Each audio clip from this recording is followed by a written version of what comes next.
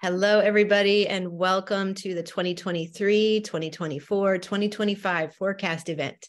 We are bringing together astrology, wisdom transmissions, ecological perspectives, indigenous prophecies, the knowledge written and encoded in our sacred sites, and so much more to provide you with an in-depth understanding about what will occur during the massively crucial next 3 years and beyond.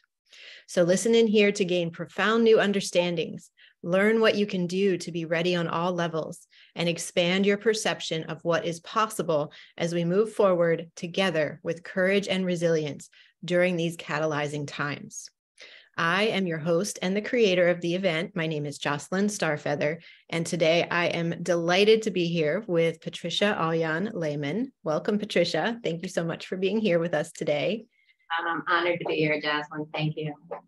Yes, thank you for being here. And Patricia has recently had eye surgery, just so you all know. That's why she has sunglasses on, because the screen is very bright for her after the eye surgery. So, and thank you, Patricia, for making this work, even though you just had the eye surgery. I'm so glad you can still be a part of this. Wouldn't miss it. So let me just share with everybody a little bit about your work. Patricia Alyan Lehman is a symbologist, speaker, researcher, explorer, and intuitive life counselor. As a longtime student in metaphysical, spiritual, and indigenous traditions, Patricia's eclectic spiritual background serves as a strong foundation to support her work. Patricia began her exploration of the nature of this reality in early childhood. Her lifelong passion to know why and how we exist led her to the in-depth study of the esoteric sciences, as well as the physical sciences, comparative religions, ancient literature, mythology, art history, and symbolism. Having worked as an architectural artist for 12 years, she learned much about the energetic nature of structure and color theory, and how we experience the world around us through our visual sense. She further explored the principles of color and digital technology when she worked as a color specialist and senior account manager, marketing digital copiers, printers, and software for 15 years. All of this was an incredible preparation for the level of research that she is currently undertaking in Egypt.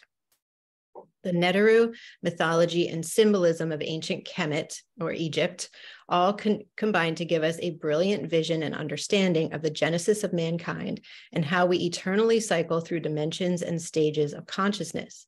They have given us an alchemical map for how we can work with these natural and archetypal energies and patterns in order to traverse these dimensional portals in any now moment. Patricia became a student of the work of the Egyptian indigenous wisdom keeper, Abdel Hakim Alyan, on her first visit to Egypt in 2005. She has now lived in Egypt for more than 13 years and devotes much of her time to the research of ancient symbolism and mythologies worldwide. She has traveled to many ancient sites globally, researching clues that support the concept of a very advanced civilization, both technologically and spiritually, that once spanned the globe thousands of years ago and left a legacy of knowledge and wisdom for us to decipher today. Patricia is the director of Horus Rising and co-director of the Kemet School of Ancient Mysticism.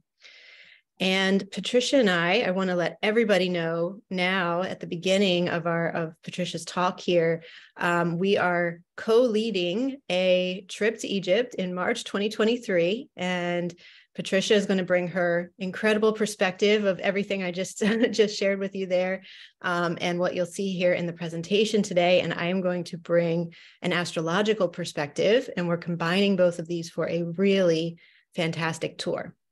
So if you're interested in going to Egypt, scroll down just a little below this interview. You'll see the link to learn more and see the full itinerary.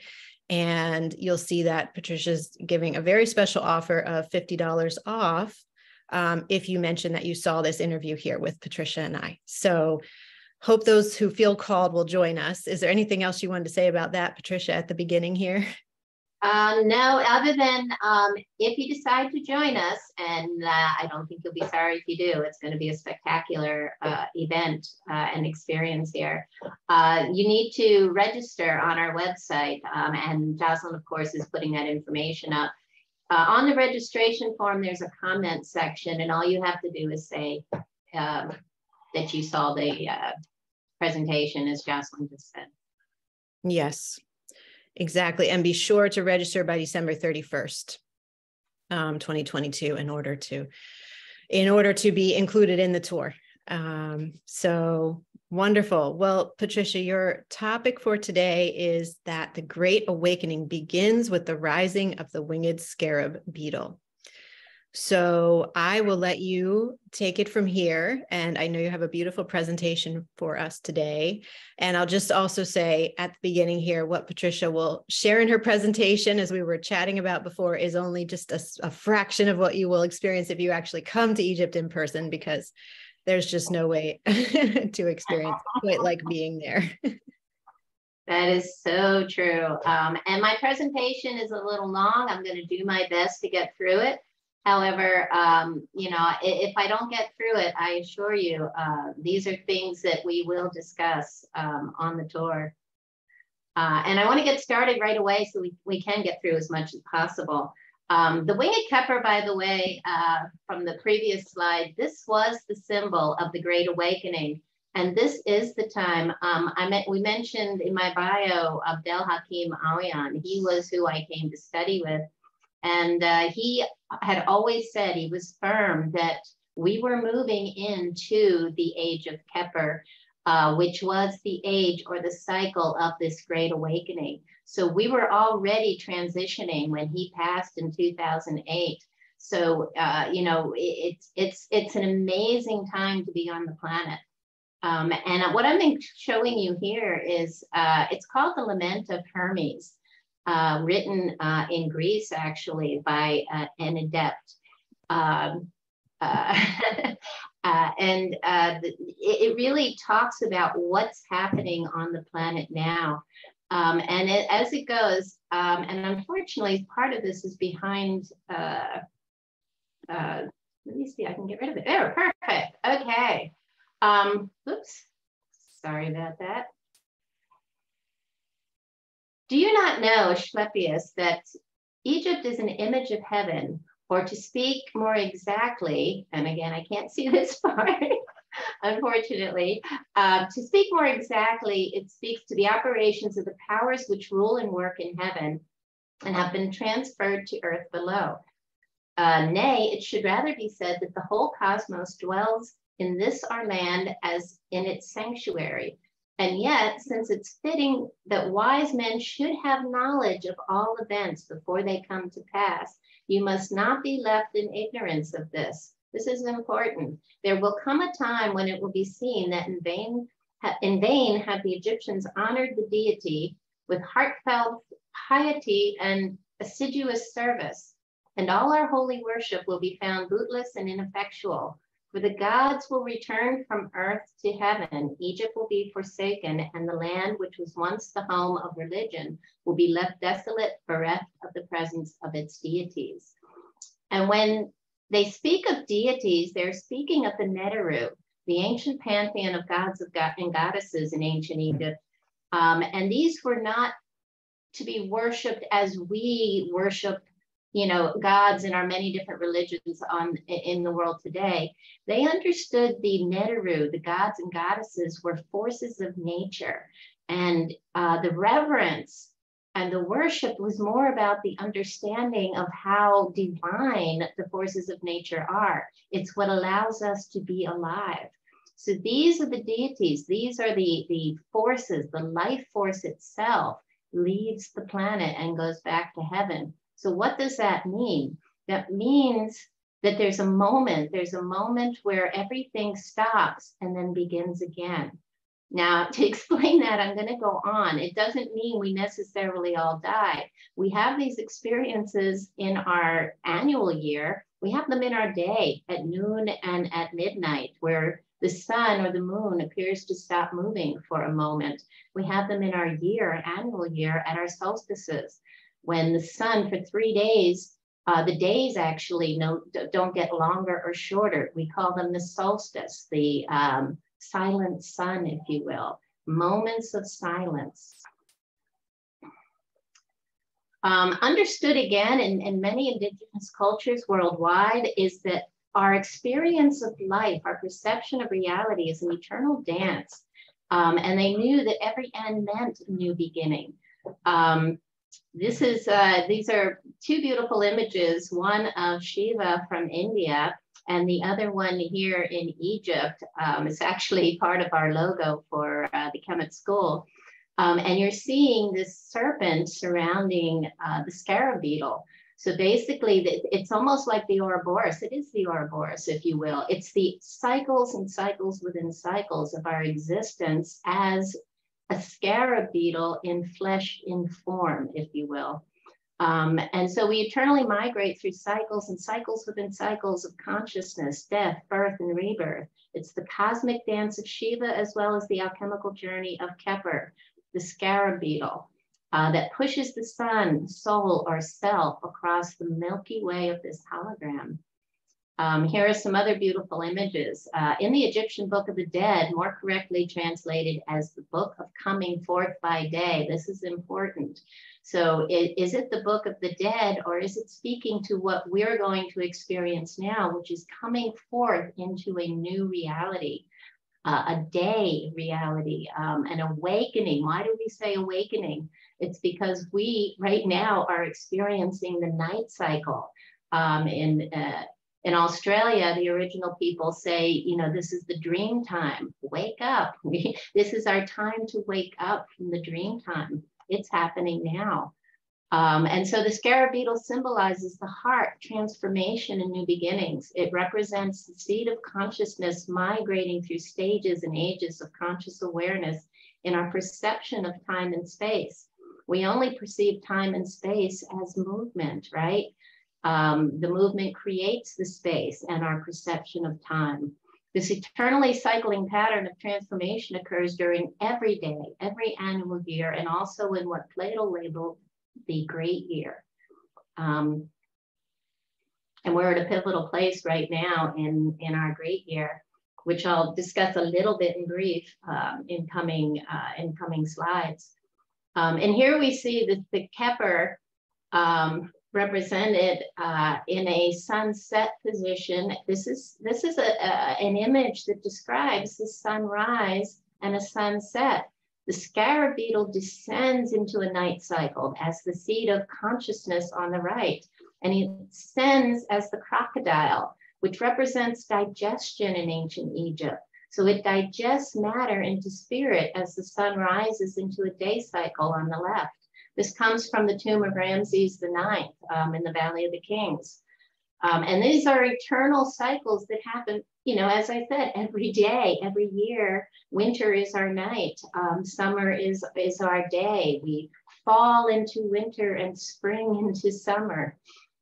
Seasons in every cycle of perception. And this is from Dendera. Dendera is the temple of Hathor, and it's one of the, I think, Jocelyn's and my favorite sites to spend time at. There is so much knowing within this particular temple. In fact, Hakim said, I showed you in the first slide an image of the underbelly of the winged scarab. It's the only place in Egypt that you will see it, and it's right at the entrance of the site of the Temple of Hathor. And Hakim had said this signified that you were entering a place that had all the answers to the secrets of the universe.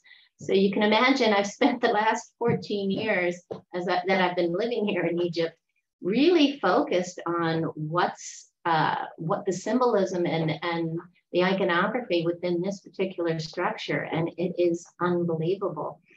Here, what I have is two sections of the ceiling side by side at the top. And on the left side, you're seeing the birth of form as this indented scarab beetle. It's emerging from the feet of Nut. She's the Milky Way, the sky, and she's moving into this birth into form. You see an image of Hathor's face, just the face of form.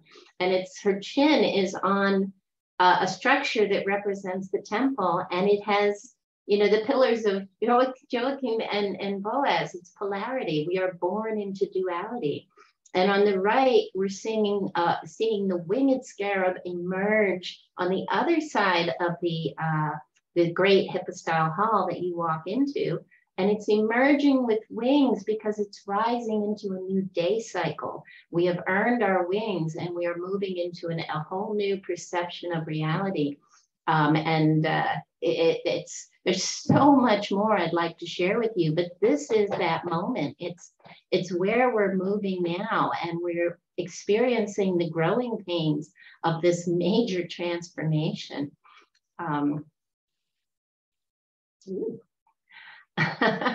Here are some more images. Patricia, I just wanted to note, it's just so incredible to stand in Dendera and see the entire, structure of that all laid out as you explain it to us. So I just wanted to mention that. That's been one of my most profound moments of all in Egypt, is seeing all of that. Agree. I mean, even the temple structure itself is emulating the cycles. But here we see here's another image of the winged scarab. And from Alfred Boyd Kuhn has written some amazing documentation on ancient Egypt. And he says the scarab beetle goes into the ground only to rise from the darkness after an incubation of 28 days. Again, another cycle, the cycle of pregnancy, right? As a new generation of himself.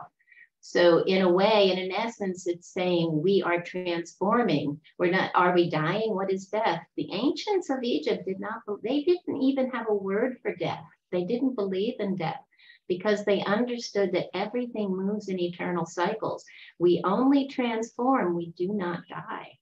It's perception. And if this is the death, then we're already dead and we're waiting to be reborn, right? Born again. Oh. Here, again, journey of conscious perception and transformation. You see the bark in the upper left-hand corner, and there is the scarab, and he's on this journey, and he's traveling in the bark, which is, just incredible. And that's at another temple at Esna on the ceiling, which has similar drawings, but very different, and just incredible. But the scarab itself has also been said to represent the skull of the human body itself. And as you can see, it does have this similarity. And again, it's about consciousness and the two sides of the brain and how we move from one perception. The left side of the brain is a more pragmatic, a more even, I'll say patriarchal view of the world.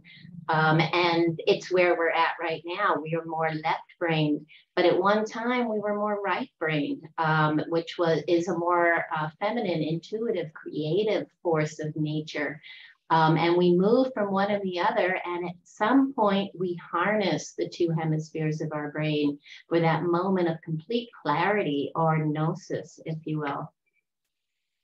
And we move into and out of balance as part of this. Here you see this wonderful image at Abydos. We'll be going here to the temple of Seti I. And in the image, you're actually seeing Isis and Seti I raising the Jed pillar, which is the spine of Osiris. And the spine is the axis of the earth as well.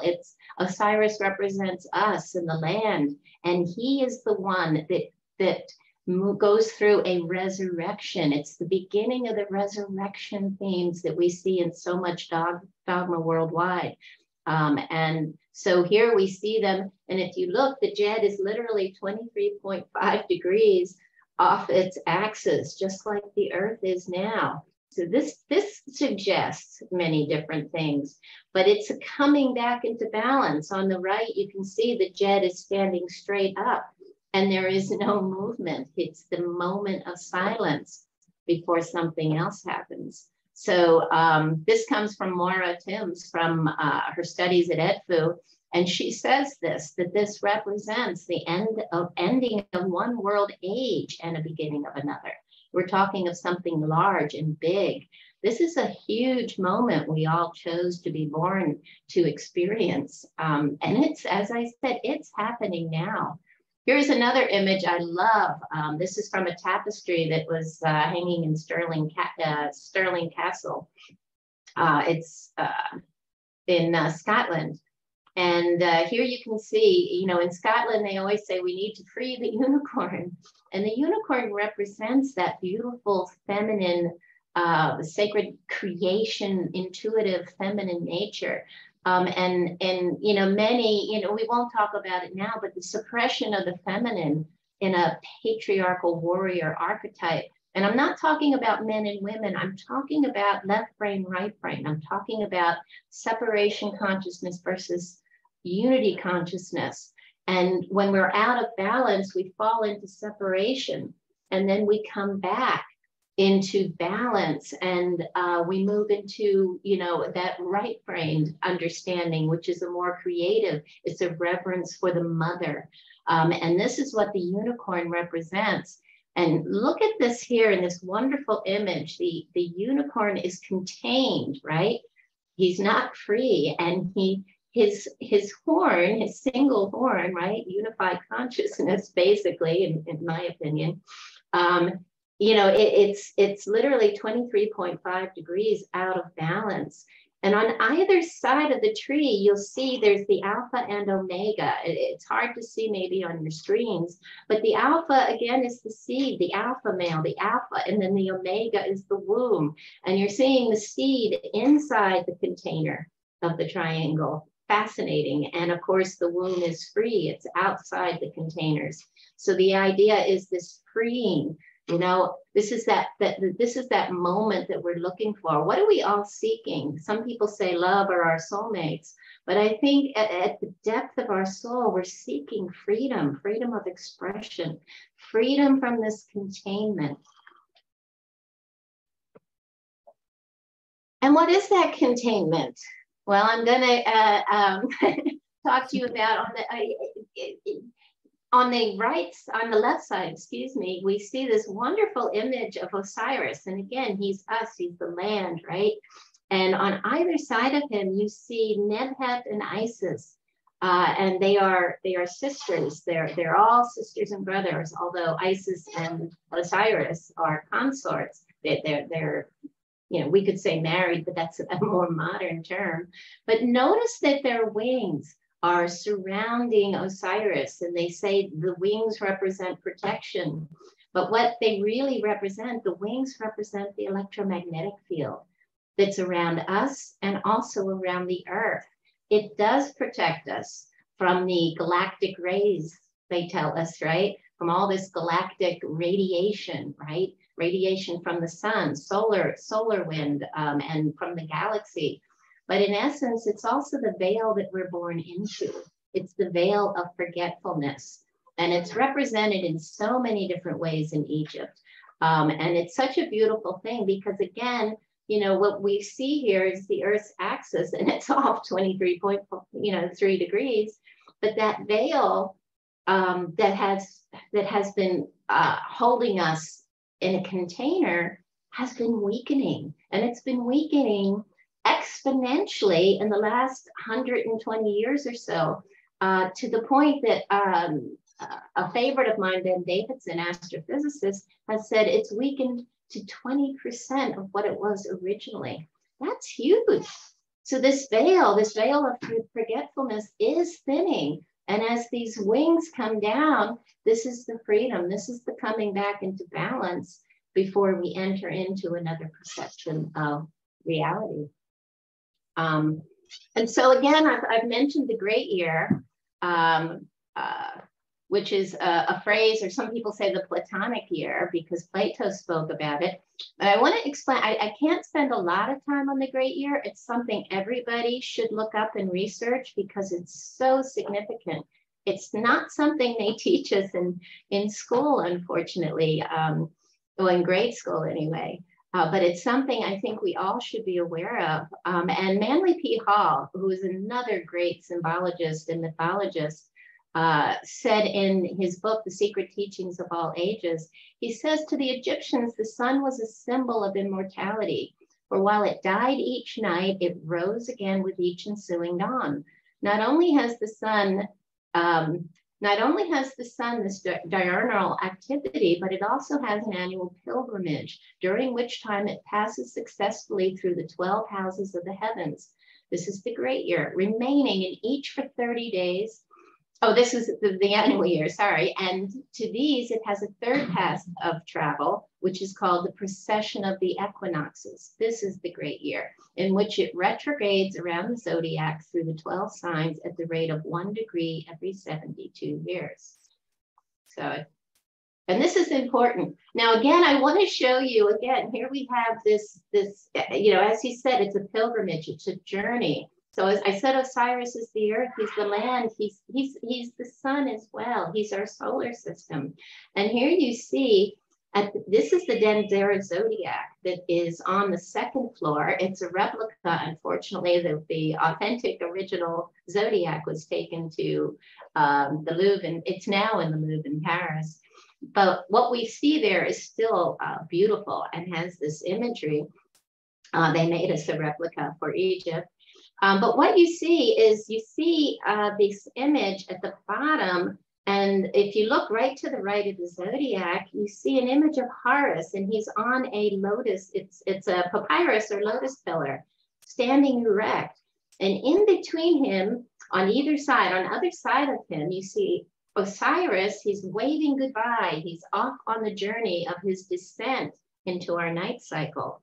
And behind Horus, who is wearing the double crown of Upper and Lower Egypt, by the way, representing both hemispheres of the brain. So you see, he stands on the erect pillar as the ascended Osiris, who has emerged and earned his wings and has this moment of complete gnosis when the two hemispheres of the brain are connected and being used in harmonic balance.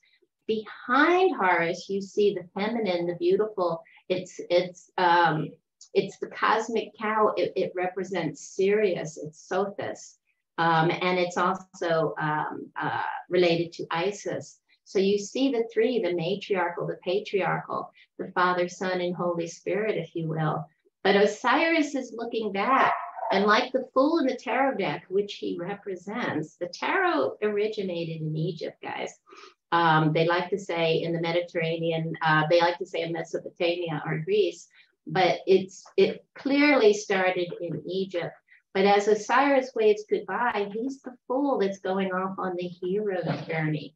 And that end is where we're moving now.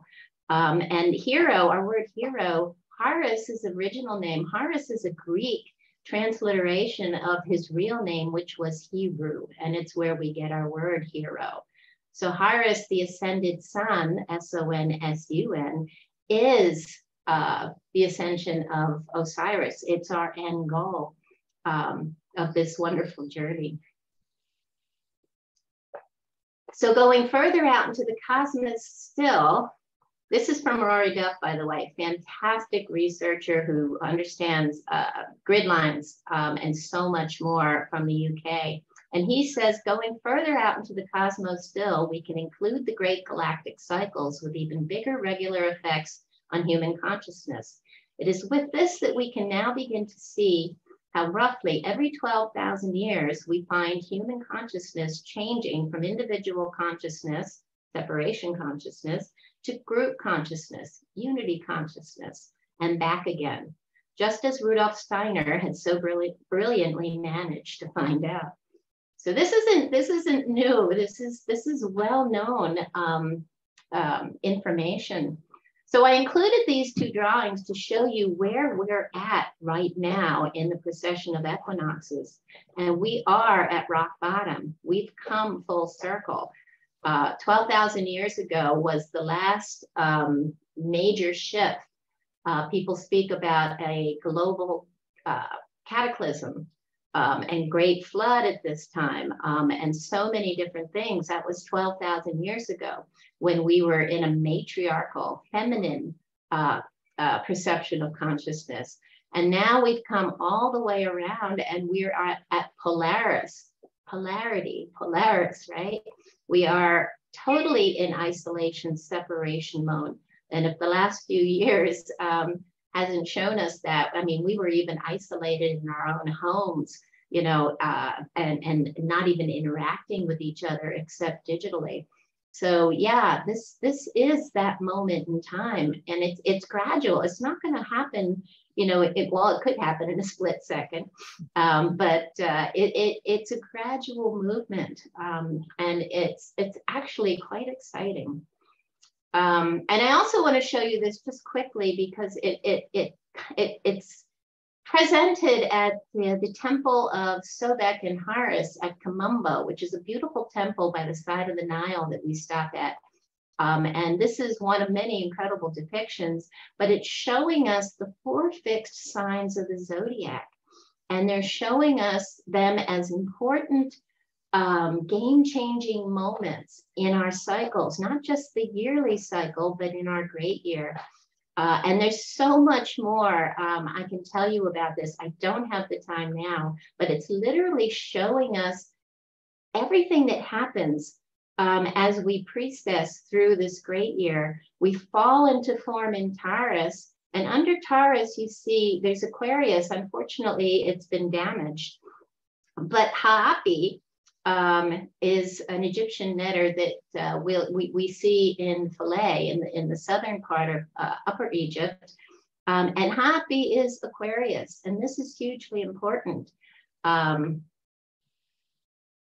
which I'll explain in just a moment. But these 4 fixed signs of the zodiac are still presented in our symbolism, in our structures, and worldwide, globally. It's within the religious dogma. Of course, the Apocalypse features the 4 horsemen of the Apocalypse. These are those 4 fixed signs. It's Matthew, Mark, Luke, and John in the Bible. So many things. These are so significant, these moments in time when perception changes, right? And we see our seasonal changes happen in our annual year, but much bigger changes happen in our great year. And I don't think, who doesn't know we're moving into right now the age of Aquarius. And here we have Ha'api. And Ha'api is the water bearer. Yes, he is Aquarius. And you see him, this is from a wonderful depiction at Philae, the temple of Isis. And you see him inside the serpent, right? It's the Ouroboros, focusing that this is all about eternal cycles. And he's seeding the next cycle from within this container. You see him pouring out 2 containers of water. These are known to be the energies, the waters from heaven and the waters from earth, right? And they're being poured together, the unification, right, in a great flood. On the right, you can see an image that was found in South America. And they want to say this is an astronaut. But if you notice, he's also surrounded by this great serpent, right? They say it's a rattlesnake. It's a great serpent. And he's carrying a handbag, which the handbag is holding the seeds of the next cycle. Very similar depiction. And I personally don't think this is an astronaut. And here is our symbol for Aquarius, and it is Hapi from Egypt. And you'll notice he has a breast, right? And that's showing that he's androgynous. He's both masculine and feminine. And he's pouring out these waters. He is the master of the mysteries of water. The word Aquarius means water bearer, with the word aqua representing water and the word rias representing the word for river, being the root of the word for river. Based off of this most simplistic interpretation alone, we can view that this dawning of the age of Aquarius as an age of bringing rivers of water. Fascinating. What I always like to say, and Jocelyn's heard me say it, we're releasing all of the energy from the container. We are in flesh, our spirit is in flesh, right? We are contained in form. And as we move into Aquarius, this spirit is released from form. We are free at last, right? How amazing. And I think we can see this today, that so many people are beginning to feel energy. Our intuition is becoming more heightened. And I think the more we're aware and the more we accept that we have this beautiful and hugely significant side of intuition, this creative, intuitive side, the more we'll see ourselves embody it and become more, or I should say less body and more free and intuitive. And so this big change is also said, and again, this is expressed worldwide, it's expressed in a reversal, right? This is the beautiful scene of the resurrection of Osiris that we'll see at several different temples, and especially at Abydos and Dendera, the temple of Hathor. And you see Osiris is flat on his back, he's dead, right? But in some of the texts that's with one of the depictions, we actually have Horus telling his father to rise, to turn over and rise. So what does that mean? Does that mean that we actually physically must turn over, meaning Osiris is the earth? Does that mean a magnetic reversal? Or does it just mean that maybe we need to turn over or reverse our perception, our conscious perception, how we view the world? Is it time to stop seeing the differences in each other and to start embracing each other as connected beings, that we all belong to this wonderful river, this river of life, as droplets, as part of this hugely amazing and significant spirit, which is water, energy and motion. The reversal. He must experience a reversal of charge and direction in order to begin his metamorphosis. Osiris must turn over on his stomach before he can be raised from the dead, a symbolic state during the night cycle. So yeah, just, and there you also saw, sorry about that, I'm trying to get through this. You see Osiris emerging from the wings of Isis that are down. He's starting to emerge or rise or be resurrected from this enfleshment. Is it possibly a pole reversal? When a flip has occurred in the past, it has been associated with a temporary weakening of the field, which would remove the capabilities of Earth's protective shield, exposing us to increased levels of radiation, but also enlightenment, right? Does this, if the magnetic field drastically decreases or even drops, do we have that complete moment of gnosis, the enlightenment from the galaxy? It's something to think about, because, so many cultures have told us, the indigenous worldwide tell us that we are living in illusion. Form is the illusion, and the truth lies in the space in between. So maybe they're just showing us the patterns of formula. And as I said in the first slide, in the lament of Egypt, that we are beings here to somehow perceive the patterns in nature, in the cycles, which gives us the formula for what's going to happen next. And this is what I believe. I think the ancients who had this higher state of consciousness left us with all of this incredible, symbolism, iconography, mythology, to tell us, to have us be aware of when this was going to happen, so we can walk through it gracefully. And I mean walk through it. Could I add something about that briefly here? Please. I love that the last slide that you shared. I think this is just so important to say that, this is really relevant for us right now as we're receiving these increased levels of light from the cosmos, right? Our bodies are feeling this. And so when we're having, so many people I know are having weird health things going on or unexplained symptoms that, there's nothing wrong, but I just feel off, or we're sleeping a lot, or we can't sleep at all, right? So many ways this is showing up, but this is moving through our physical bodies as well. As our consciousness is raising, our third eyes are being opened, our crown chakras are being opened to the above. And also it's tough on the body. So just to note, everyone who, that if that resonates for you, we are going through this massive shift right now. And don't despair about what's happening in your body or how you might be feeling different than you've ever felt before in your life, because really new energy is coming in. And I just love that this is written. It's written in the temples. It's written in the ancient temples all around the world that this would be happening right now, you know. It is. And you're absolutely right, Jocelyn. We are feeling it now in so many different ways. And, you know, it's funny, in this slide, I actually speak about some of the physical effects that we're feeling. And it's a challenge for us to become as healthy as possible, because it is transforming us. This radiation, this energy is transforming us. We can walk through it, but be aware that, you know, that it can cause, you know, here's something that was written by Scott Rovers, and he wrote, you know, a whole book about it. And he says, large-scale studies on heart attacks, magnetic fields and their effect on the pineal gland, animals and their sensitivity to geomagnetic activity. My cats go wild when we have a solar flare. Dogs can sense the Earth's geomagnetic field. Most of the animals can. I believe we have senses that we can as well. We just forgot we have them.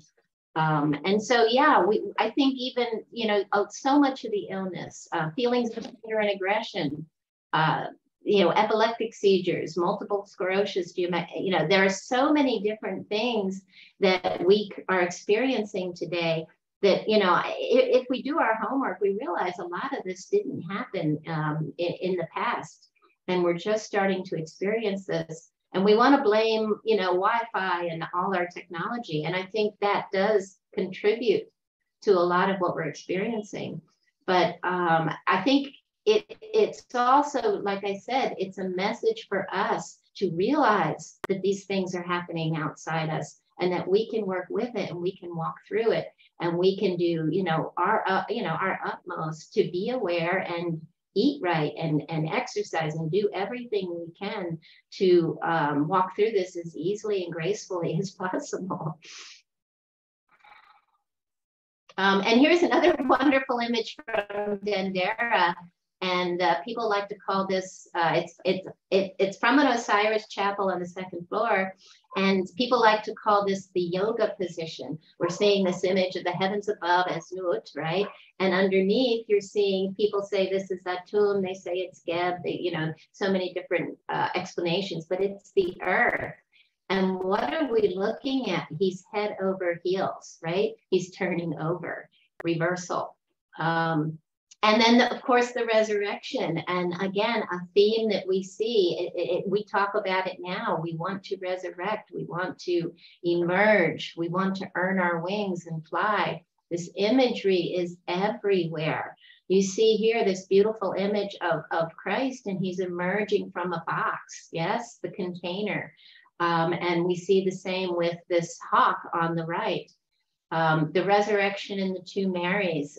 We see this image of Osiris flat on his back, and the two birds here, some say kite birds, are Isis and Nebhet, right? They are an integral part of the resurrection.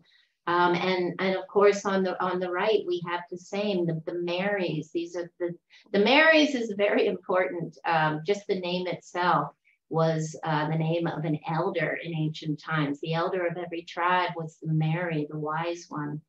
And here we have in Machu Picchu in Peru, that's an image of me and some friends. And this Inca ruler, Pachacuti, right? He gave himself, the idea is the Inca's ruler title, Pachacuti, which he gave himself on his ascension, means reversal of the world, or earth shaker. And the same word was used by the Incas to refer to the epic changing event of turning over of time and space, which they believed occurred regularly throughout history. So he is the one who remakes the world. He's also credited with founding the site of Machu Picchu.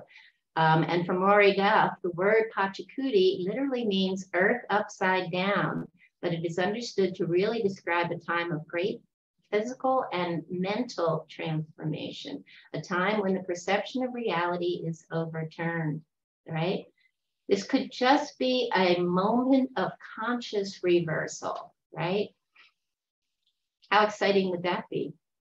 In Edfu, it's described as a great serpent emerging from the sun.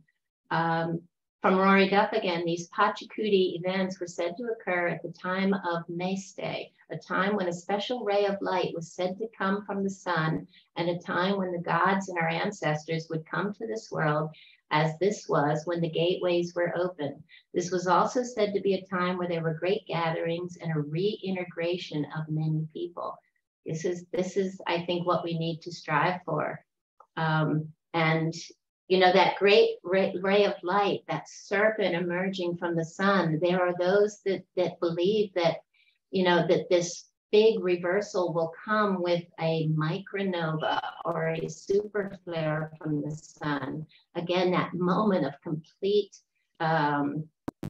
enlightenment, if you will. And the thing, in my opinion, the thing to remember is, as all of this is happening, as all of these changes are happening, I think the most important thing to focus on is that we are not our bodies. Our bodies are the illusion. We are the spirit within. We are longing to be free from the enfleshment, which is an illusion, as all of the world's indigenous people keep telling us. And this is a wonderful symbol in Egypt of this great moment. It's the Bennu bird. In The Destiny of the World, a study of the end of the universe in the light of ancient Egyptian text, Shireen says, the end of the world was seen by the ancient Egyptians as a reversal, repetition of the creation. You know, it's a new beginning. Even the phoenix, the Bennu bird, the supervisor of what exists, which is a solar bird always announcing the new creation, was playing an apocalyptic role by announcing the end of the world. The choice of the phoenix, the symbol of resurrection, suggests that another creation would fold. That is why the ancient Egyptians do not seem to look at the world's annihilation in a negative way. Their magicians were using this topic as threats. Infowar cries in his despair that the world should end. They knew it was indispensable for the world to be renewed, and that this cannot happen without a total destruction of the old forms. Thus, they looked at the end of the world in the same way they looked at death, a transition, a gate to life. Now, she says death, of course, Hakim had always said they had no word for death. Their word for death was westing, just like the sun sets and rises again in the east. And so this is another wonderful image. This is a hare or a cat who represents the sun, and he's cutting the cord. He's cutting the head off the serpent, the sine wave, the frequency, the symbol for life in this case, on the patterns within our lives that hold us hostage in this belief that we are bodies. When you stop the current, when you stop the movement, then you come back to oneness. You come back into balance. And this is said by the Hopi. It's the journey of the seed as well. And in the Hopi prophecy, they say that the storms and floods will become greater. To me, it's not a negative thing to know that that will be great changes. It is not negative, it's evolution. When you took it as evolution, it's time. Nothing stays the same. You should learn how to plant something. This is from Floyd Red Crow Westerman, and he says we should learn to plant something. That is the first connection. You should treat all things as spirit and realize that we are one family. It's never something like the end. It's like life. There is no end to life. Same message. All is in divine order. It's the breath of life into and out of balance. We are out of ma'at, the Egyptian term for balance. We're out of balance. Sometimes the things we consider evil, spelled backwards is life, are just the challenges we as mass consciousness place before ourselves in order to wake up so we can be alive again and move towards unity consciousness. It takes a reversal of direction in both attitude and action for each and every one of us. It's time to open our hearts and allow ourselves to be vulnerable again, and to strengthen our connection to all things natural. We need to get out in nature. We need to feel the earth again. We need to dance into the rhythm of nature. Even when we do this individually, we change our personal reality. We always choose. No need to be afraid. Live in joy up to the last moment with the knowing that all is eternal. And the only way is up. That's so beautiful. Love that. And yeah, this is a journey of our own awakening. This is happening within our chakras, if you will. And this is the understanding. Everything that Egyptians described happening without, they totally knew was happening within us. This doesn't have to be a journey of an external catastrophe. This can be an internal cataclysm that shifts us from one field of perception to another, right? That's incredible. It signified the game-changing moment when inner polarity is transmuted and the Kundalini rises to explode through the third eye as a perfect illustration of unity consciousness. Kundalini rises to allow for the expansion of conscious awareness, and with the increased communication between the brain's hemispheres, the knot of the semitali is tightened, and our breath is held for a moment in the experience of complete timelessness, stillness, and a sense of oneness with all that is. The semitali is the symbol that represents our breath, the lungs breathing in and out, into and out of balance.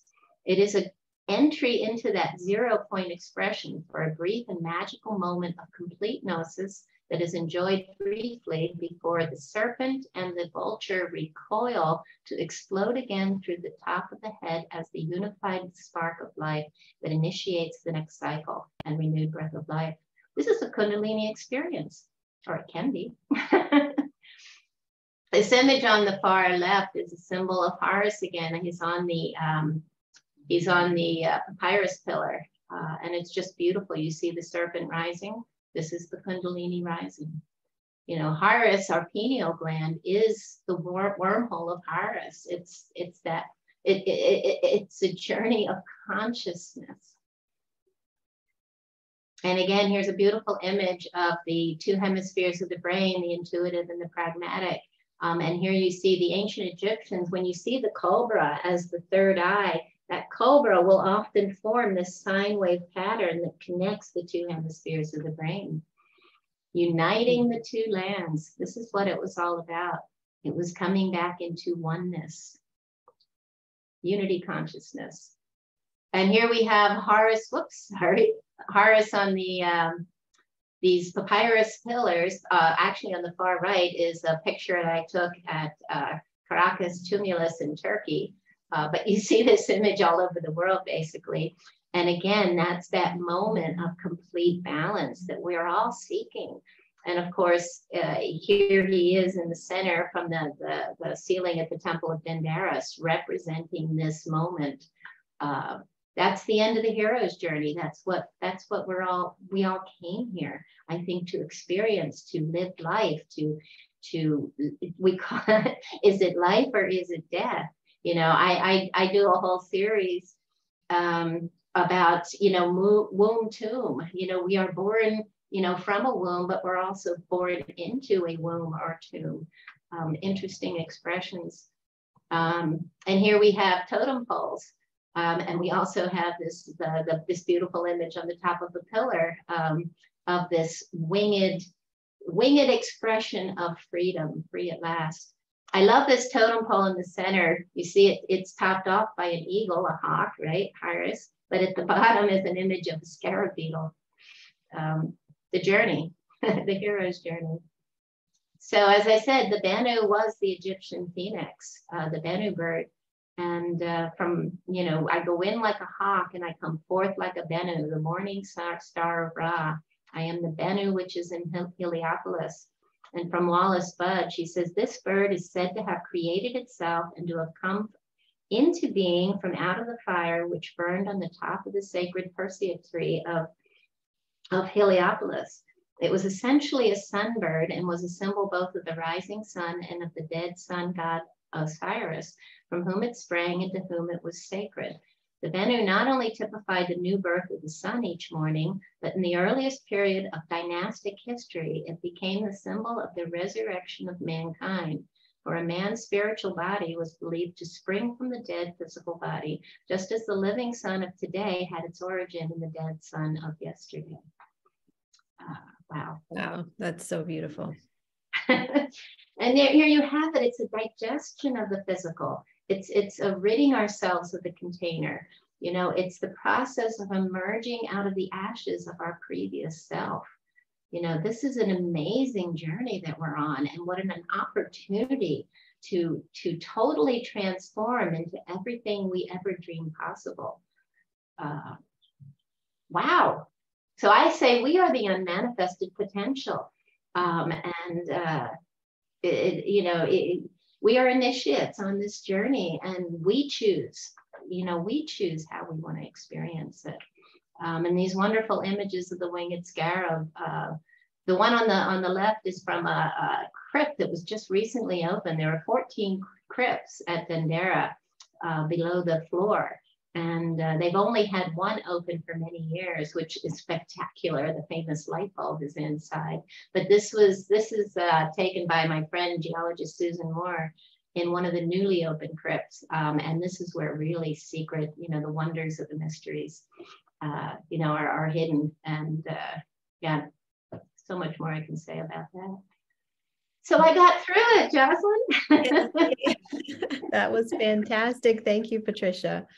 That was such a beautiful answer to the very large question that this conference is asking. So thank you. And I love how you brought together those many different cultures and many different images from different places around the world. Thank you. My pleasure. It's just a tease. There is so much more, but it does bring us forward to where we're at today. And we're all experiencing this, we feel it, this crazy moment in time. Everything seems surreal, but it's not. If you think about the gravity of what's happening, it's such a huge opportunity for all of us to do something absolutely extraordinary. Yes, absolutely. Well, and a great way to initiate that will be to come to Egypt with us if you feel called. So here is the slide that Patricia is showing with more information about that tour. And again, you can click on the link right below this interview and see our full itinerary, all of the amazing temples we're going to visit. And it will just be an incredibly profound and life-changing experience, as Egypt always is, and especially with Patricia sharing her wisdom. I think what you've already said about the astrology for these dates is phenomenal. These dates aren't random. We selected them. Jocelyn selected them on purpose. These are such powerful dates. We have incredible astrological events happening during this. I'll just say briefly, but I'll also include the longer video that we did on this below for you all to check out. But during this time in March, we are going to have Venus conjunct the North Node. We're going to have Saturn moving into Pisces, Pluto moving into Aquarius. This is truly a time when the turning of the ages will be coming forth, and in this really beautiful earth-connected way, cosmic way, and just in a way that's going to feel very different and more easeful and flowing than a lot of what we've been through in 2022. So it's really just going to be such an incredible time to be in Egypt and immersed in all of these mysteries. Definitely. And as we mentioned at the beginning, Patricia is very generously offering $50 off of the price of the trip. When you register, just put in the comments in the little note section that you saw this interview with Patricia and Jocelyn, and you will get that price reduction. So be sure to register by December 31st, 2022, if you would like to come along with us. Yeah. So anything else that you want to say before we close, Patricia? I do want to note also, check out Patricia's work in general at HorusRising.com. Are there any more upcoming announcements for Horus Rising that you wanted to share? at this time, Patricia? No, we launched a new YouTube channel. Thank you for mentioning that. This past summer, and we're going through a whole series that really sets the background for a lot of, I'm sorry I moved so quickly through the presentation, but I'm presenting this in a very slow, methodical way because I'm getting, I want to offer a much more expanded version of what I just talked about and fully explain how it's all there in the symbolism. So yeah, that's a lot of my energy has been going into that. And I start doing a lot of tours in February, the big one with Jocelyn in March. Always working. It's what I love. Yes. Okay. Well, wonderful. So everybody, if you scroll down below the video here, you'll see the link to our tour coming up. You'll see the link to Horus Rising if you'd like to check out more of Patricia's work. And Patricia, was there anything else you wanted to say? I kind of started talking when I asked you that question before. Oh no, I'm just really happy to have, to be able to participate, and I just wish we had more time. Yes. Yes, always, always. Yeah, well, thank you so much for all that you've shared here. It's been really beautiful and profound. And everybody listening, I hope you've enjoyed it immensely and received so much. And do go and check out Patricia's work on her website and just see all of the wonderful things she's up to. Thank you, Patricia. Thank you for making space for us in your schedule. It is always an honor to speak with you. Oh, thank you, Jocelyn. Great to see you. Yes, wonderful. Okay. Blessings, everybody. Much love. I'll see you again in the next interview.